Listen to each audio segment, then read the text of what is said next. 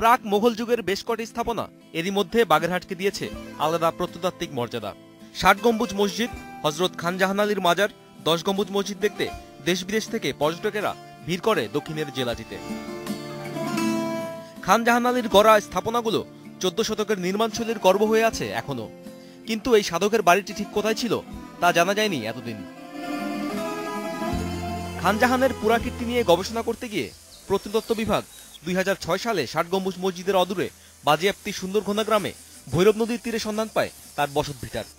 সম্প্রতি এর বিষয়ে নিশ্চিত হয় তারা।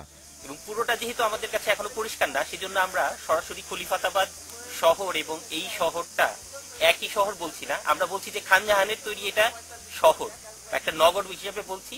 উন্নত নগর পরিকল্পনা এখানে আমরা পাচ্ছি।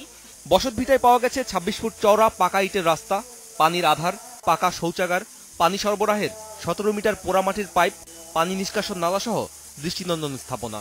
বড় বড় থালা পাওয়া গেছে এবং বড় একটা শাড়ি পাওয়া গেছে, ৭০০-৮০০ বছর আগের শাড়ি, খুব সুন্দর জিনিস।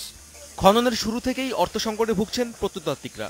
টাকার অভাবে এবারও আগেভাগে বন্ধ হয়ে গেছে কাজ। প্রায় ১০ একর এলাকা জুড়ে বিস্তৃত এত বিশাল ঢিবিটি আসলে একসাথে খনন করাটা দুরূহ কর্ম, আর বিশেষ করে আমাদের জনবল সংকট অপ্রতুল। ফলে এই ঢিবিটি যথাযথ রেকর্ডিং এবং যথাযথ খনন প্রক্রিয়া সম্পন্ন করতে হলে আমাদের স্বাভাবিকভাবে অনেক সময়ের প্রয়োজন আছে। পর্যটন শিল্পের বিকাশের ক্ষেত্রে এবং এই প্রাচীন নগরী খলিফাতাবাদকে উদ্ধারের ক্ষেত্রে এইখানে এই খনন কাজের জন্য আরো বেশি বিনিয়োগ হওয়া দরকার।